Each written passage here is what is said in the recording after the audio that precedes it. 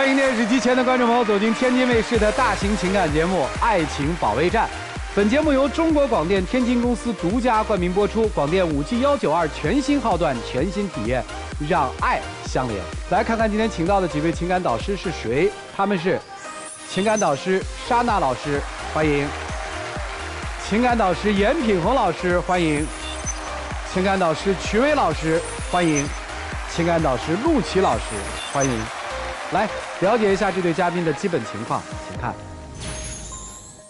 我们结婚12年了，我越来越没有安全感了。我老公跟其他女性太没有边界感了。我说他反而还说我事儿多。我就想问问哪个做媳妇的能允许自己的老公跟其他单身女性频繁接触呢？而且他对我越来越不在乎，越来越不关心。我们还没有共同的孩子，我现在感觉特别的无助。我就想问一下，是我自己太敏感，还是他做的本来就不对呢？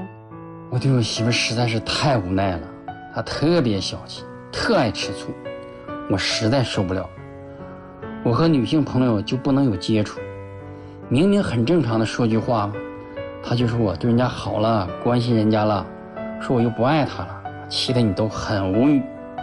很多事情在我看来那都不叫事，但她就是揪着不放，真是太折磨人了。她就为什么不能相信我呢？关于信任的问题，让我们请出这对嘉宾。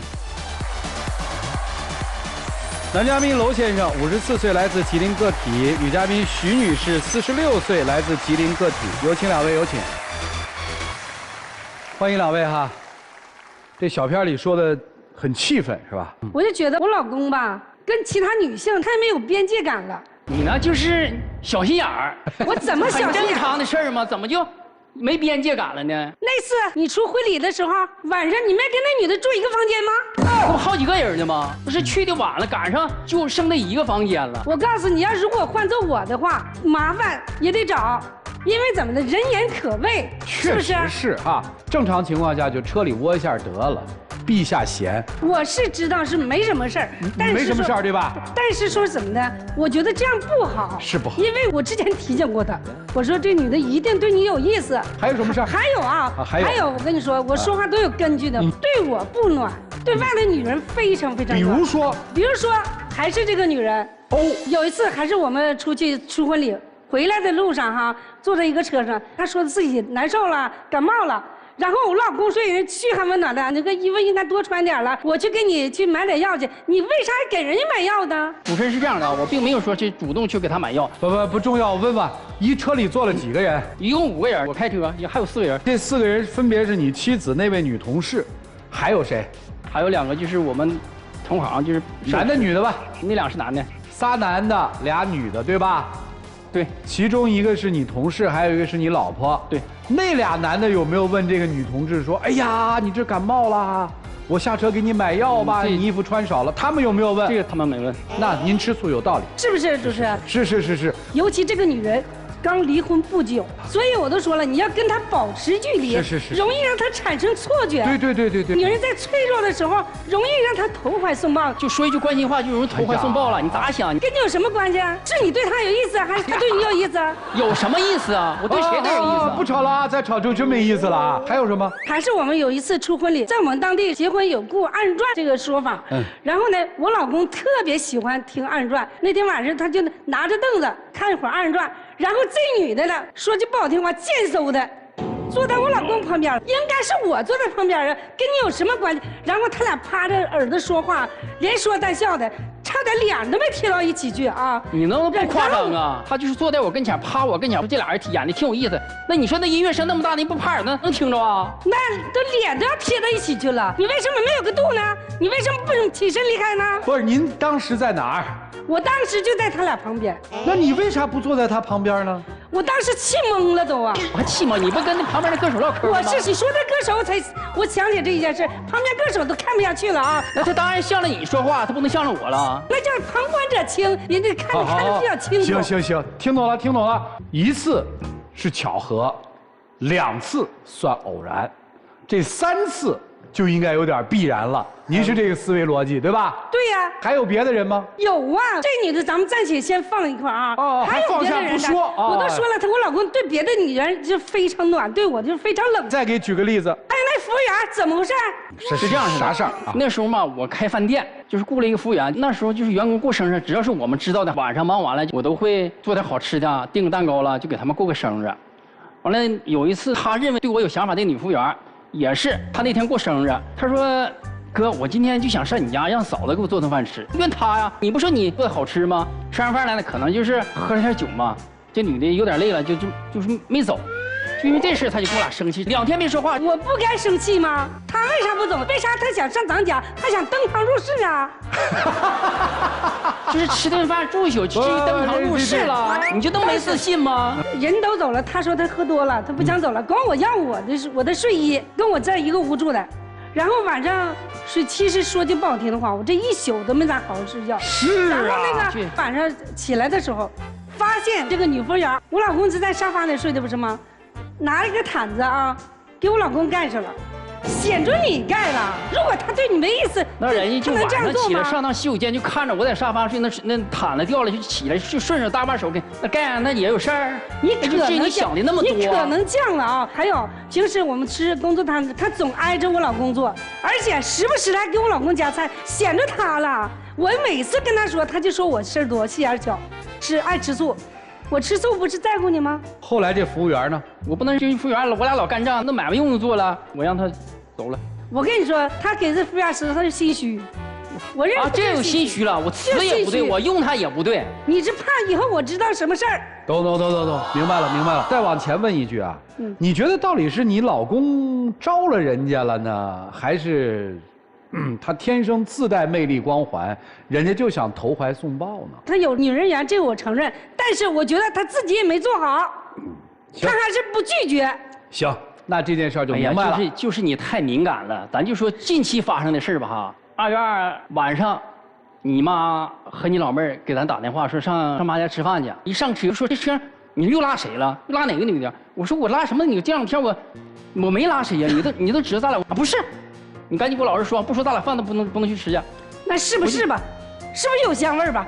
完，结果我找着一香味，是我一个外甥女。去年我们聚餐的时候吧，晚上在夜市，吃完饭冷完，我把我那个防晒服给她穿。完，今年的就是2月之前天，她把这件防晒服给我了，我就放车，是这件衣服的香水味。这家伙就直接衣服咱俩就干起来，你知不知道？你说你有多过敏啊？我这种想法。我一上车，车里满车都是那种香水味，所以就是不踏实，不很正常吗？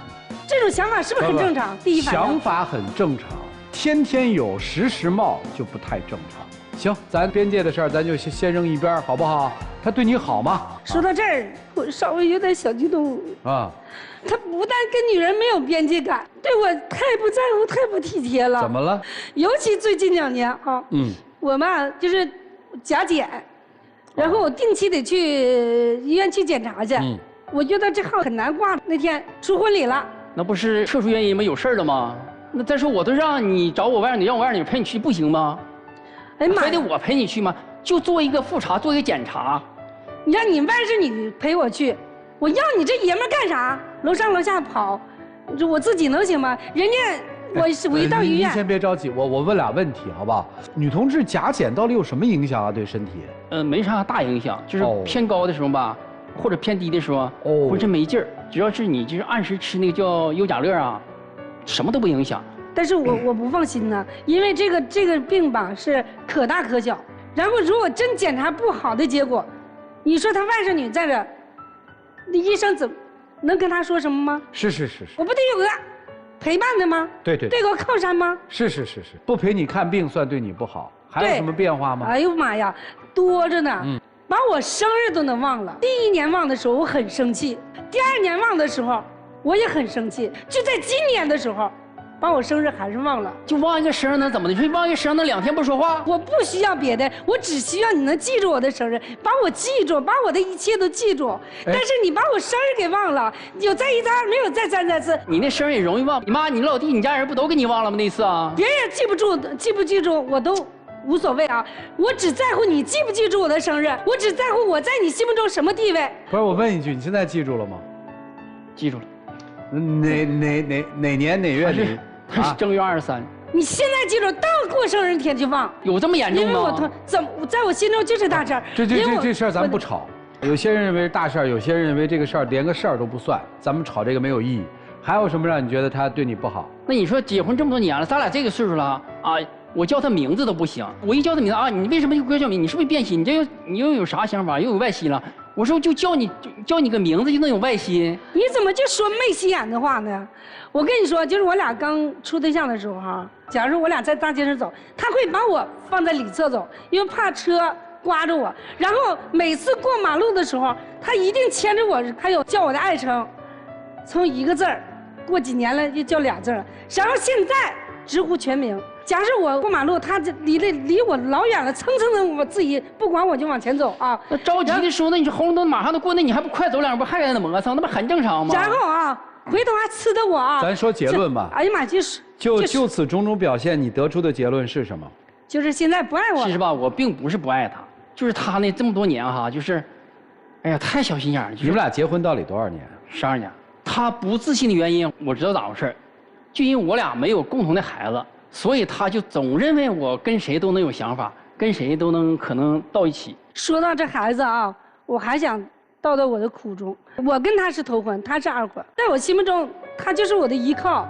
然后我就很努力的想跟他要共同的孩子，因为我没有。我不也要，我比你还喜欢要孩子呢。我没看出你比我想要孩子，你知不知道？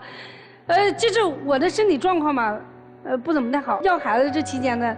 我的身体啊伤害很大，我怕是有过吗？有过，你听我说吧。有过5次。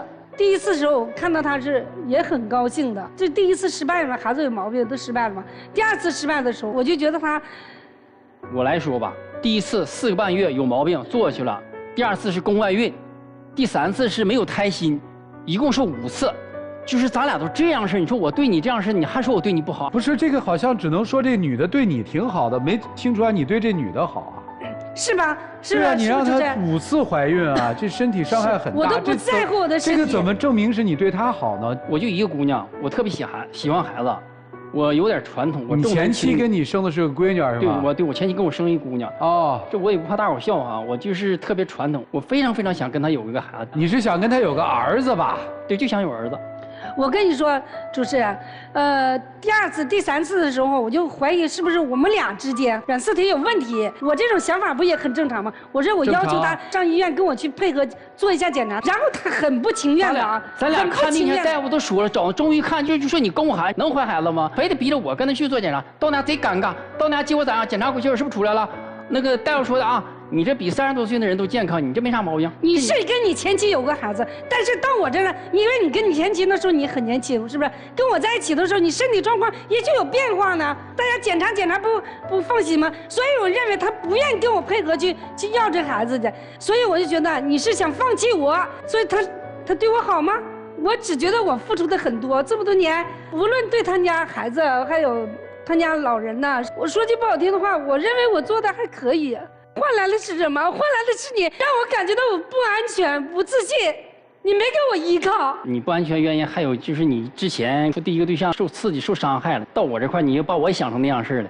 我要是想放弃，你能跟你过到现在吗？总这样式的吧，这可真是不好说。哎呀，我是之前有过一段恋情，他辜负了我，别人都告诉我说的他这个人不太准账，但是我都不相信别人这样。你们俩谁追的谁？他打错电话打我那里，我俩处对象。但是我俩之前就认识，你们俩谁追的谁？算是他追的我吧。现在我这么描述你妻子，你看合不合适啊？多疑，有点不可理喻，确实，情绪控制和管理都不好，对吧？想事想的比较极端，对吧？太极端了。哎呀，说心里话吧，风风雨这么多年也挺不容易啊，但是上来这是真烦，太烦了。方便问一下，就是第1段婚姻为什么没有吗？最主要原因就是因为我做生意赔了，没有钱了，但是。那个时候呢，他们都认为我有钱。后来孩子看病200块钱我拿不出来，就这样似的，认为我就是不行了，就跟我离婚了。所以这个算跟你过苦日子的女人是吧？我跟你说，我们俩是白手起家，然后从他无到现在。你不能这样，你不能这样，你越这样他跑得越快。你看我现在这样是对他管过我吗？好，不说。他现在对我一点都不心疼。行，那接着再问啊，他现在如果离开你，你能接受吗？怎么说呢？还是有点不甘心，就他现在离开你，你能接受吗？有点难以接受。那您现在对这段婚姻有什么打算？哎呀，不好说呢，我就直接问，好不好？第一个问题，您还爱他吗？说心里话，我对他还是有感情。我问的是您还爱他吗？爱。好，第二个问题，您有想过跟他离婚吗？想过。现在还想吗？现在，我觉得他要是不改，要是还是继续这样生，那我真受不了。如果您受不了了，您会主动提出来离婚吗？会。现在你离受不了还有多远？不好说。听明白了吗？听明白了。那到底医院的检测结果，两位为什么没有自己的孩子呢？还是因为我的毛病。啊，他身体有毛病。一个女人没有给你生一个儿子，算对你的亏欠吗？不算欠吧。不算欠，就是欠呗。你觉得你欠他吗？我觉得我不欠他的。那你觉得他欠你的吗？我觉得他欠我的。如果他现在主动提出离婚，你会跟他离吗？凭啥呢？凭啥不重要了，已经。如果他想放弃我，我也没办法。啊？你不让我好，我也不想让你好，因为我付出的太多了。是，所以您觉得现在跟他在一起过日子还幸福吗？不算幸福。开心吗？他总让我伤心。你生活的更多的不快是他给你带来的，是还是不是？是。那就说白了，这段婚姻给你带来的是痛苦和伤害，对吗？是。不想再折腾了。不想再折腾，确实不想再折腾。啊，那为什么不对他好点呢？我对他实际也挺好的，就是有时候他上来那劲儿哈，就是他那种怀疑呀、吃醋啊，就不相信我，我就真是受不了。所以你也很委屈，对吧？委屈。如果一段婚姻可以打100分的话，您给您的婚姻打多少分？10分。啊？你打几分？我能打70分，那10分早散。所以，一个想守住这段婚姻的人打分很低，是因为他付出的太多了，想法太多。一个觉得要守住这个婚姻的人，给这个婚姻还打了一个高分，但是他对面那个人却那么不满意，原因是什么？我相信老师们都能够看得出来。接下来我们一起进入丘比特问卷。你说的特别好。别的女人你都不要管，你只要管管你老婆就行。但是关键是他最不想管的就是他老婆。是。你觉得自己特别委屈，付出了这么多却换不来你对我的爱。是。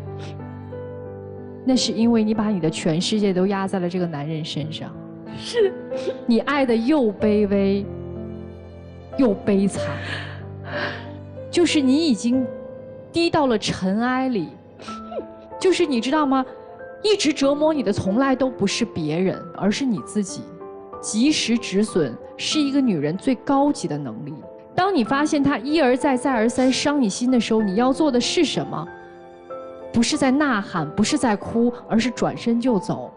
你以为你现在在台上流的每一滴眼泪能够换回他的爱，或者说他在意你的那颗心吗？对不起，你的眼泪只会让他离你越来越远，他会觉得你好烦呐，明白吗？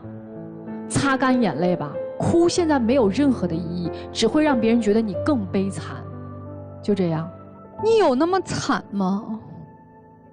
真的，你从上场啊，就一直在扯着嗓门骂他，骂那些女人，恨不能骂全世界，就好像大家都和你有仇一样。你要认真的去想想，你真有那么惨吗？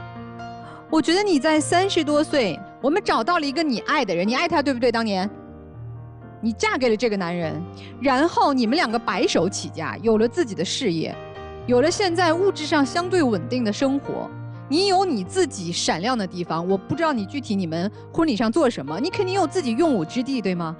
你到今天虽然说有一点身体的小样，但基本上还是我看还是一个健康中气十足的女人。你有事业，有物质基础，有一个恰当年龄恰当的身体状态，你有那么惨吗？当你有一天树立的这个信念，我挺好的呀，我自己有朋友玩，我有我的亲朋好友在一起，我找到了生活快乐的点，他就不会那么烦你。你天天哭哭啼啼就盯着他那点破事儿，别说他烦你了，刚才你在场上啊，我都听不下去。我知道你心里痛苦，但这个痛苦是你自己非要往上凑。你发现他和女士边界不清的时候，你直接说呀。这女的说我要住你们家，你直接说对不起不方便。想要什么自己说，学会生活里鸡毛蒜皮事情放到一边，去享受自己喜欢的事情，不要卖惨。没有哪个人卖惨能得到好运的。从今天开始收起你的眼泪，他能给的你高兴着要，他不能给的我们自己想办法去自己创造，你就会发现一切都不一样了。女生，你觉得你能得到幸福吗？我心里没底，现在。对，你想吗？我想的，我特别渴望。但你就是无力感，你不知道你的幸福应该从何而来。对。你上一段恋情前男友伤害了你挺深的。是。所以你就带着一种受害者的这种思维方式，就进入到这段婚姻里。你这谁都有可能威胁你的婚姻，你觉得你控制住了他，你就会能获得幸福。错了，你得先能控制你自己。那个女服务员挺不识趣儿的，想来家吃你做的菜，还不走，还要穿你的睡衣，你说什么了吗？你不敢啊，你好弱呀。弱到你只敢对老公在背后里发脾气，去控制他，去约束他，结果呢，他很烦的呀，他就不再主动了。为什么呢？他还没想的时候，你已经告诉他你做错了，你没有想我，长此以往，他就会对你越来越厌倦。但你有你的优点，他就这么厌倦你，这么烦你，但他没有离开你啊，甚至于他对这段感情的评分远远在你评分之上。杨绛先生有一句话说的特别好，特别适用你。你的问题是在于啊，你读书太少，想的太多。你能不能多见见世界，多去丰盈自己，别把眼光全都放在他身上。他没有事也被你看出事儿了。男士，你和你老婆去看电影，边上坐一个陌生女生，瓶子拧不开那盖儿，把瓶子给到你说能帮我拧一下吗？此时你应该怎么做？我要是按我自己的想法，对，我应该会把。哎，边上你的老婆一定会翻了，你居然给一个陌生女孩拧瓶盖，你是不是心里想的什么？他可能会这么想，但是他一定会这么想，他一定会不开心。你应该怎么做？正确答案是，你应该把那个瓶子递给老婆，你来帮这个小妹妹打开。老婆说我打不开，我拧不动。好的，你给打开，给到她。听懂没有？我听懂了。咱们得分寸感、边界感，包括一些智慧，咱得提高，好不好？这是曲老师处理男女之间的智慧。没有，这是一道题，这是一道题。我想告诉你说，你的心里啊，要多装着老婆、身边人、最亲的人，不要为那一点自己存在价值拧了那个瓶盖，实则呢伤了最爱的人的心，好吧？就这样。我跟你讲，他是什么人？我在课里面写过的，这种人叫孔雀男。他在外面就是开屏，他表现出的是什么？就是我要吸引人，但是和我无关哦，是你被我吸引过来，跟我有什么关系啊？哎，经常有人问说，那这些人图什么呢？他为什么要开屏？为什么要吸引人呢？因为很简单，他试图通过别人对他的那些情感连接和情感依赖来证明自己存在的价值。50多岁了，我还是有存在价值的呀。什么存在价值？你看有那么多人喜欢我。多情的人都很薄情，你知道为什么？因为给的多了嘛，给到某一个人的他就薄了嘛。今天你就放在这儿了，你是一个确实，你看说得很清楚，你因为你前一段的感情你受了创伤，所以我和更多的女人有暧昧不清。为什么呀？难道一个爱你的人不应该是因为我知道你和前男友之间有创伤，所以我不和任何女人来往吗？难道不应该是这样吗？为什么反其道而行呢？为什么前几年他不是这样的呢？为什么这几年他就要这样呢？姑娘，给自己留点脸吧，就这样。需要陆琪老师帮助的这个观众朋友，可以通过微信公众号来寻求他的帮助。我要是说我是爱宝的老粉丝，你得送点新人礼是吧？我只谈感受哈，我就对你这点我特别不理解，真的，为啥5个他不查你还给他怀啊？他不爱惜你身体，你自己不爱惜啊？我一算，结婚12年，至少有6、7年在忙活这事儿。是，你就允许他这样？他都不配合你，你凭什么还给他怀？你觉得他眼里有你吗？是儿子重要还是你重要？真的很渴望跟他要个孩子，这样是婚姻才能安全。现在想想后脊背多发麻呀！这充分说明，这个女人在现实生活当中已经憋足了劲儿，要跟你绑在一起了。你逼的呀！同样的角度你也想一想，就是你要不要幸福？如果你要幸福，你现在就是不幸福的，你怎么去做？想清楚。哭闹没用，哭喊没有用，事实证明不再爱了，事实证明连责任都不想承担了。哎呀，接下来让我们一起进入192就要爱真情60秒。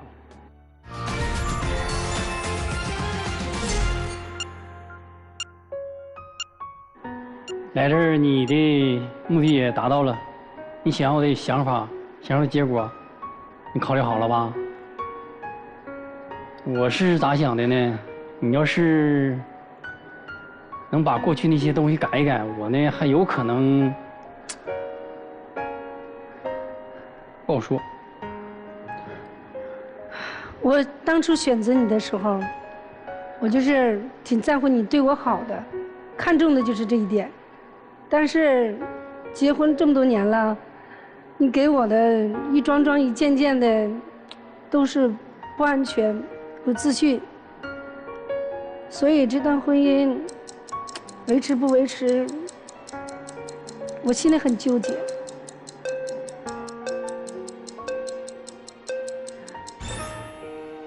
什么叫图穷匕现呀？唱过这段戏吧？还让我们说什么呀？谢谢2位，请回吧。我提醒你一句啊，不管怎么样，这个钱得要到手啊，房子你一定得分啊，什么都不能让。5次啊，身体有伤害，咱分手的时候能不能稍微多给点？他算钱呢，一算离不起，算了。谢谢2位，请回吧。电视机前的观众朋友，我们节目组的唯一官方报名热线是0223606361，有情感困惑的观众可以来电报名，不收取任何的费用，小心被骗。哎，预测双出，我也觉得双出，这女士可能听不太懂。双出。双不出。来，我们看看他们自己的选择。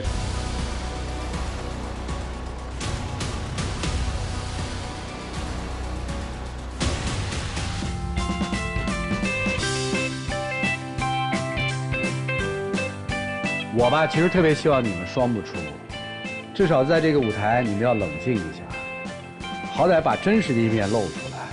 以后做事换位思考，你就知道有些事儿真的不能做。你以为自己占便宜了呢？就自己的老婆被一个饭店的服务员，自己的一个部下，我过生日，嫂子给我做顿饭，嫂子我就在你们家睡了，你还得把你睡衣拿来给我。你想他是怎么看你的？因为你太轻了，所以跟着你媳妇儿都没有任何的分量。行吧，要在一起就在一起吧，反正好好过日子吧。祝你们幸福，让我们一起见证属于他们的浪漫时刻。各位请见证。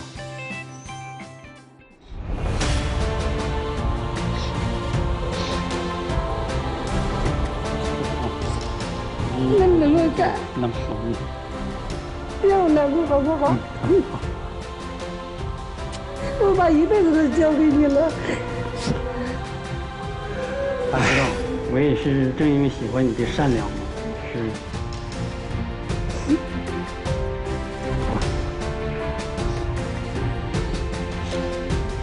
来，请亮灯。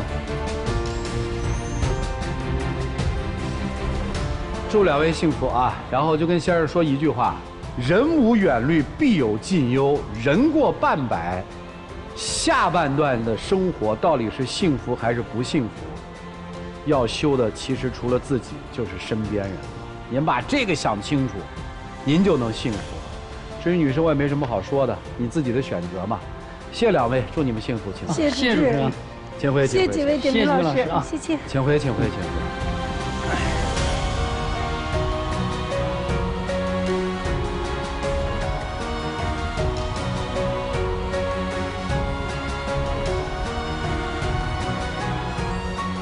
来了解下一对嘉宾的基本情况吧。各位请看。我觉得他就不想认真跟我处对象，做啥事儿都不考虑我，对我实在是太抠了，啥事儿都跟我算得特别清楚，这叫啥谈恋爱呀？天天跟我说及时止损，及时止损，一点也不想付出。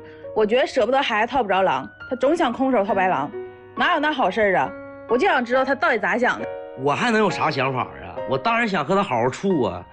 我现在赚的钱都给他，不给他他就跟我黄。我感觉我做的没问题，付出了很多，还费力不讨好。虽然迫于无奈，我把赚的钱都给他了，但我认为我其他地方对他也不错呀。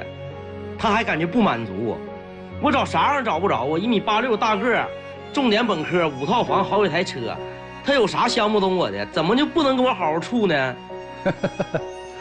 在爱情当中，到底谁是孩子，谁是狼？让我们有请这对情侣。男嘉宾小王27岁，来自吉林，民宿店主；女嘉宾小玉24岁，来自吉林，美术老师。有请两位，有请。舍不得孩子套不着狼。先问我关心的啊，哎，谁是孩子，谁是狼？我是狼。你是狼，他是孩子，是吧？5套房，几辆车呀？4辆车，还看不上吗？他抠啊，对我。哦，管你有万贯家财，你1分钱不给我花，等于没有，是这意思吧？对。来说说他怎么抠的。就是23年年末的时候，他花50多万买了台车，然后答应我的，给我买件衣服，1000块钱他都没拿出来。这么个事儿啊？好，过年了，说花1000块钱买件衣服，我说行啊，那就给他买呗。那天嘛，正好车那座椅调节按钮坏了，我兜里就1000块钱了，完了我花200多换个按钮，这不就剩700多了吗？我说那我给他700多给你吧，他不能干，他说你答应我这事儿必须做到，然后我就找他朋友借200多块钱，对，完了给他了。找我闺蜜借钱。哦，找你的闺蜜。对。借了200多块钱。啊。给你买的衣服。他没给我买衣服，就把钱给我了。把钱给他，让他自己去买啊。借的是现金吗？不是，转账。对对对。也就是说，你的微信转账里面就剩700了。对，700多。谁信呢？谁会50万拿出来，1000块钱拿不出来啊？这不是在这儿吗？他会。还有啥抠的？还有就是我爸爸过完年之后来长春看病，正好赶上我妈生日了，然后还不是我说的，是他妈妈告诉他说你去买点水果去看一下，然后他就自己做了个小蛋糕，然后就去了。我说你不应该买点水果吗？那蛋糕里不有水果吗？然后他就说没钱。我说你再没钱，连50块钱水果都没有。怎么个事儿呢？啊，怎么个事儿呢？就是初5那天，我上他家买了3000多块钱东西，看完了，结果初6他爸他妈又过来了。你说我都看完了，我再买那么些干啥？挨得太近了。对对对，太近了，你也不能没有礼数吧？你自己他都一点都不上心，对我家里人。这听明白了，男生也委屈，对吧？完了，还有就是他兼职，有时候送外卖。等一下啊，这挺颠覆我的，4辆车，5套房。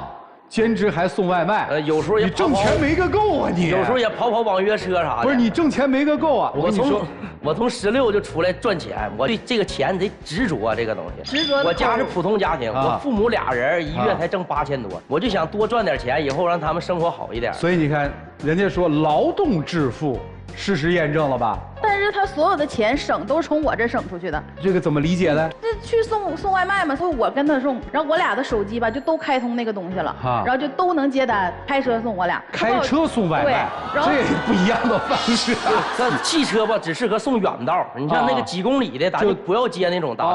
哎，对，有时候你一下还能再带几个，一趟就100多。要不然你能有5套房子？接着说啊。然后他不是不好停车吗？就我送，就是你来完成最后1公里。对，然后钱不是在我的手机里吗？我们送完了之后回去，他跟我说车没油了，把我的钱要回去了。我觉得这个事儿办的就，你啥都从我这省，啥都从我这抠的。而且你们送外卖还是开油车送外卖，对，还得开空调是吧？那对，那当然得了。来回答一下，怎么这钱也找人要？你看啊，就是你看，就我们俩怎么赚的钱啊？是使我这个小汽车赚的钱，对吧？你说当他需要加油的时候，他是不是得贡献出点儿？所以好像有一个成语叫为富不仁，是吧？在这女生心里面就是为富不仁，就是所有那么有钱是吧？对，就对我那么抠是吧？行，这事儿知道了。抠啊，你觉得你抠吗？我觉得我对他不抠，他想吃螃蟹，我给他买5斤6斤，一次让他吃到饱。那我想说谁做呀？肯定你做，我不会做饭。就我俩处了1年多的对象，去饭店吃饭次数不超过5次。那咱买回去做不更好吗？那谁做呀？不我做吗？还是我自己去劳动吗？去吃个饭还是自己做吗？啊，好，听明白了，女生的委屈在这儿，还说她不守承诺是吧？对，就是我俩3月份处的对象，然后5月份的时候，他跟我说他有一个房子就挺大的，因为我租房嘛，然后他说他那房子要到期了。租户搬走之后让我去住，他都说1年了这个事儿，然后我肯定就是我觉得就我能去住啊，我信了呀。年初他爸就生病了，然后生病做了手术，做手术吧，他去医院，然后出来之后，就跟我说这房子你不能住了，我得卖了。那我自己爸看病，我把我房卖很正常。然后我不是说不给他住了，他是想住那个大。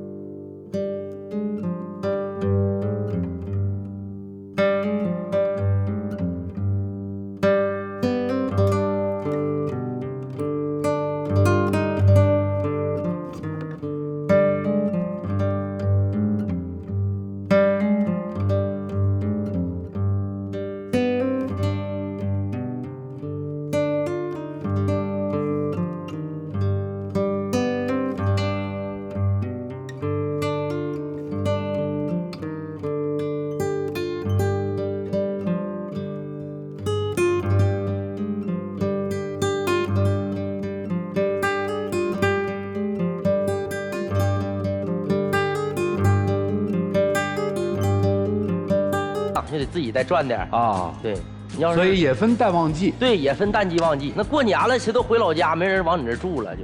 听明白了。所以你们在各种只要有机会的时候，2个年轻人还愿意多付出、多挣点。对。但是你就觉得他抠搜你，对吧？对，然后还不跟我商量。承诺上面这个不兑现。对，我就觉得他没拿我当回事儿。啊，他脾气好吗？这孩子？不好。有一回我上班，美术老师嘛，我就教课，我说你来接我呀，咱俩去吃麻辣烫。他答应了，那答应你就来呗。他来了之后，就因为我出去晚了，能有5分钟还是10分钟啊，就发脾气了。他是这么个情况啊，他那地儿吧贼繁华，属于闹市区，没有地儿停车。我说吧，最好是你出来告诉我，我正好到那儿咱上车就走。然后他说没事儿，我们老板给你录车牌了，你把车牌告诉我。我没说肯定的说他给我录车牌，我说你试试。他不告诉我录车牌了，我就去了。我一看没识别咋整？倒出去吧。我一回头，后面5个车，一模劲按喇叭。我最讨厌就是在马路上耽误别人的那个车。那突然间有一天我变成了那个车，我就贼抵触，就特别生气。反正我一共挪了4、5个窝吧，他才出来，得有10多分钟。我问他为啥你出来这么晚，他说孩子哭了。孩子哭了，我给他赶走啊？那你说白了，你就是挪2次的事儿呗。那你挪2下又能怎么样呢？不是我挪可以，但是我耽误别人了就很难受。难受，你为什么要冲我发脾气？听懂了。所以今天为什么来呀，姑娘？就是我不知道他咋想的，要分他还不分，你处吧，他还不付出，我感觉不到他想娶我。我是没少付出，对不对？没听出来啊，没听。不是，付出啥了？我感觉我付出挺多的了。那我不付出啊？那你有啥付出的？你说你1月他天天送完外卖，晚上有时候10点多、11点多到我那儿吃饭，我就现给他做，谁不愿意歇着呀？我做饭不是付出吗？那不有时候不也出去吃吗？而且我做饭，他就在旁边打游戏。行。不是我为啥打游戏呀？挣钱，打游戏。我有个小游戏工作室，我还能赚点钱。就是我没啥事闲着玩的时候，我都能他从早上打到晚上，一天能挣20块钱吧，也就。那不是休闲吗？累挺了不乐出去跑了。为啥我自己累的？问个问题，问个问题。您说，就钱真的那么重要吗？在我眼里是很重要。那你要钱要媳妇儿？肯定得先有钱后有媳妇儿，你还得全都要。那你现在不是已经有钱了吗？这不也有媳妇儿了？他现在要跑啊！那你对我这么抠？那你看上这姑娘什么了？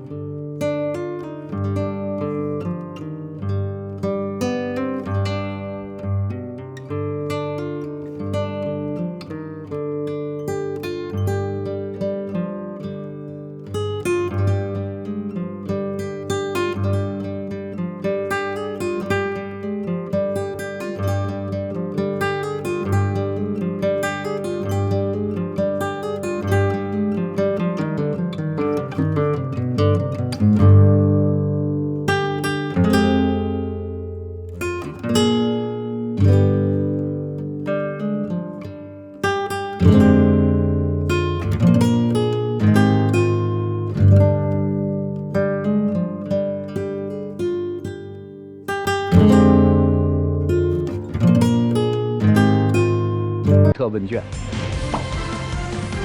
你爱的是钱，你爱的不是人。但凡跟钱挂上钩的，你就爱。应该是吧？主要是他也没有钱呢。所以你哪是找女朋友呀？如果这个女生她有5套房，她有4辆车，你想想，你的那个爱是不是会溢出来呀？那我会爱的非常大。你可以站在这里大言不惭地说这番话，我就觉得你的价值观不知道是从什么时候开始扭曲了。如果这个世界上的爱情是用金钱来衡量的话，那我们还谈什么爱呢？我们谈钱就好了。你不就是在谈生意吗？有时候应该可能是这样吧。当然，我们说物质基础很重要，但是如果物质基础它成了你唯一的衡量标准的时候，那这个爱就变了味儿了。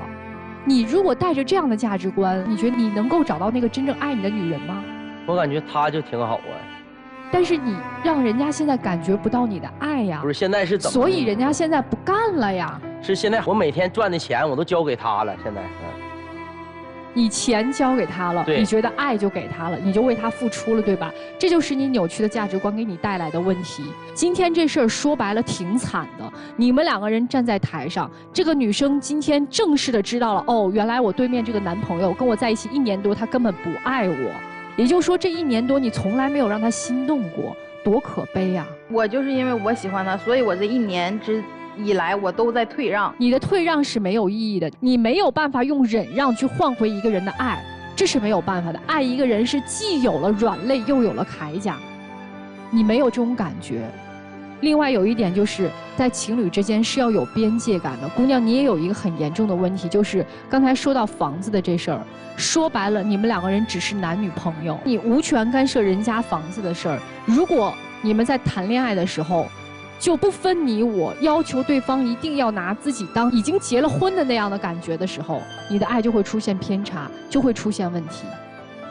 行，今天也挺好，来我们这个舞台上找到了一个不爱你的人，那你还犹豫啥呢？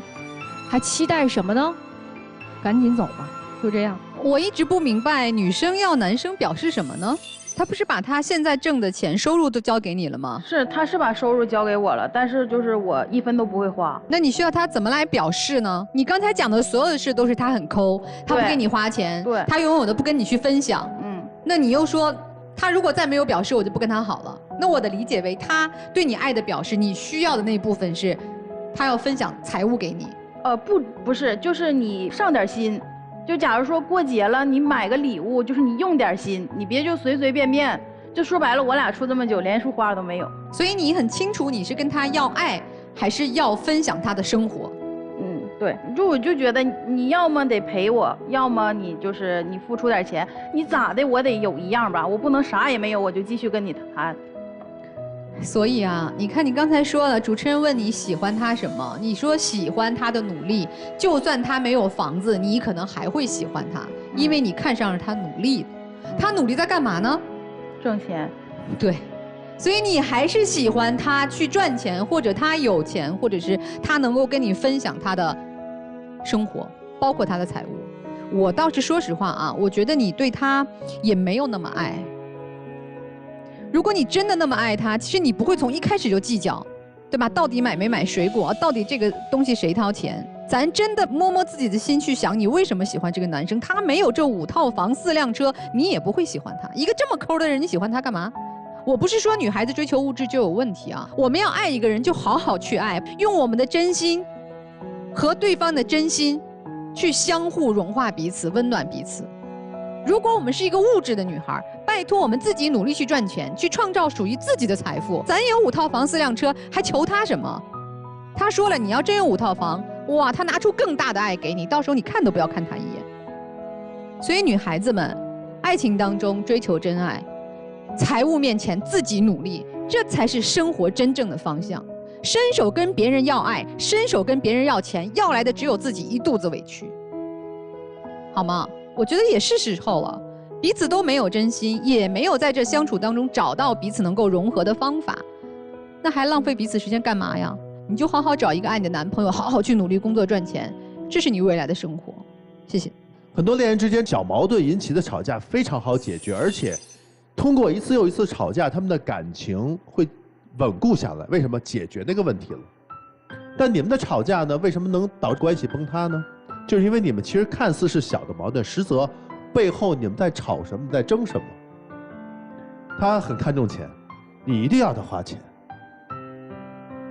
那是他的大房子，你让他卖的时候要经你同意，至少跟你商量。你看你们争的是什么？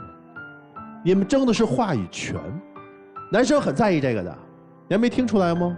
他很介意自己的权利受到威胁，他觉得钱很重要，他无时不刻再去赚钱，这是他认为最重要的事情。他认为先有钱才能有媳妇儿。你过来干嘛？你一定要把这个钱拿到自己这里，对吧？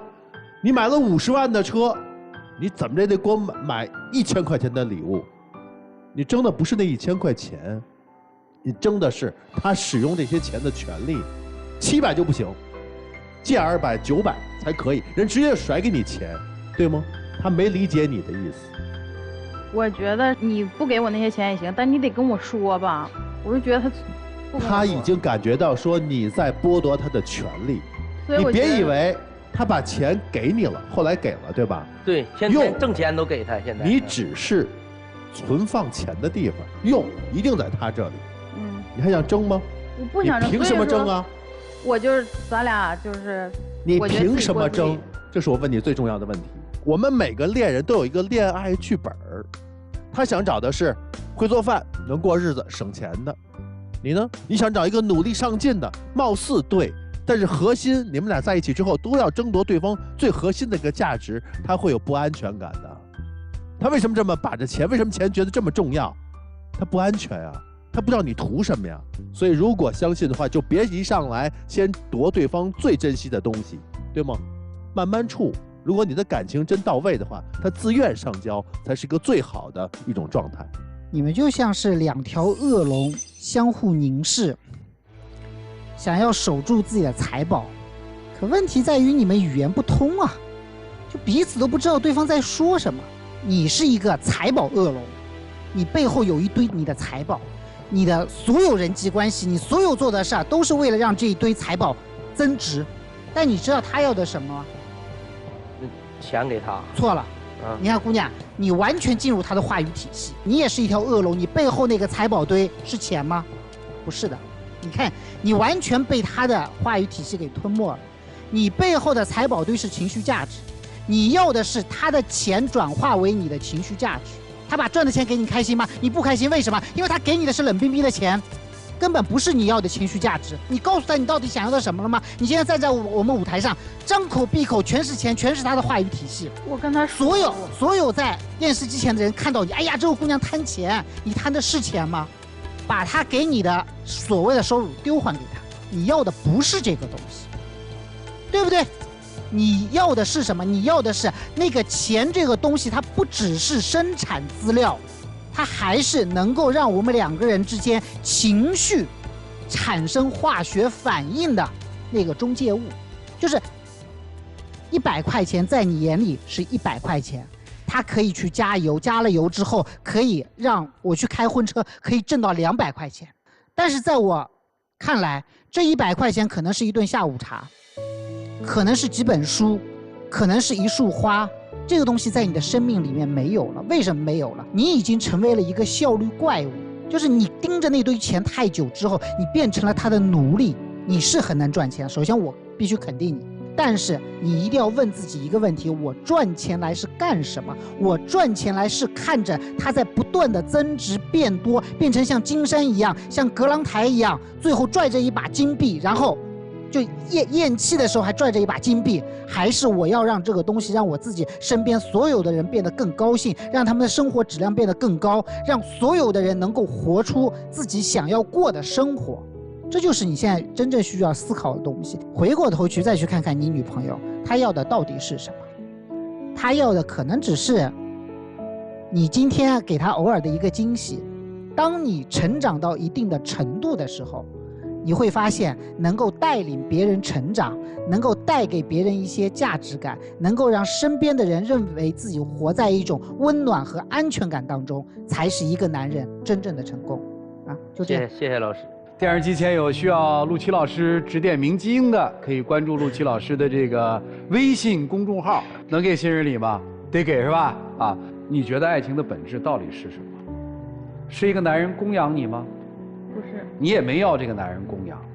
是一个男人在你的要求下给你提供情绪价值吗？也不全是，就是应该是发自内心的提供吧。爱本身应该是一种能力，但是现在我们缺失了所谓爱的能力。这玩意儿你要真爱一个人，你做的很愚钝，他都会乐呀。所有的抱怨都来自于我要了你还给不了。以前的歌词写得好啊，输了你，赢了世界又如何？现在的人是赢了世界，输死你们又如何？琢磨吧。接下来我们一起进入192就要爱真情60秒。咱俩谈这么久了，我觉得你一点也没有做出改变，而且我就觉得你一点也没跟我交心。我觉得如果我说的这些你还是做不到的话，咱俩还是就是自己过自己的。我希望你也别纠缠我，主要是我希望你别纠缠我。你不用说看着我啊会过日子，你就非要跟我在一起。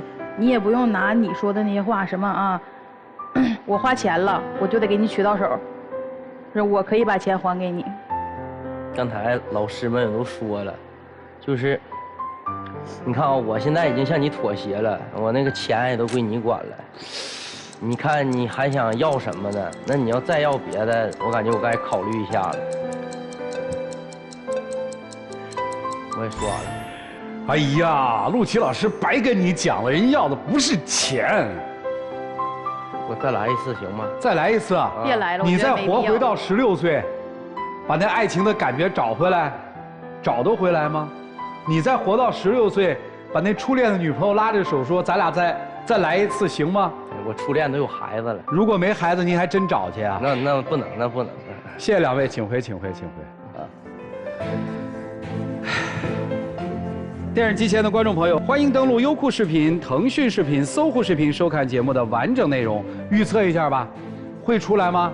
我觉得女生肯定是不会出来了。就如果爱情变成这样，我觉得太没意思了，生不出。男的肯定得出来，女的是存疑。男出女不出吧。来，我们看看这对情侣自己的选。